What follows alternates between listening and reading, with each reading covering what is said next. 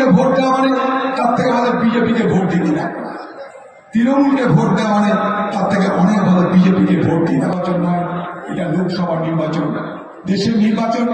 এই দেশের নির্বাচনে আজ আমাদের এই ভবিষ্যৎ দেশ কেমন হবে, এই দেশ এরকম থাকবে কিনা তার সিদ্ধান্ত নেওয়ার নির্বাচন।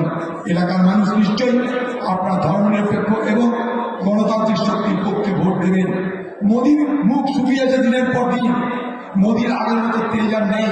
প্রথম মোদী বলছিল 400 নাকি সিট পার করে দেবে, ইসবার 400 পার। এখন আর মোদীর সে বাতিলা নেই। সার্ভে বলছে মোদীর এই মুহূর্তে 100 সিট মোদীর হাত থেকে বেরিয়ে গেছে, আরো সিট কমার দিকে চলেছে। তাই ভুল করবেন না, কংগ্রেস এবং বামকে জেতানো জরুরি।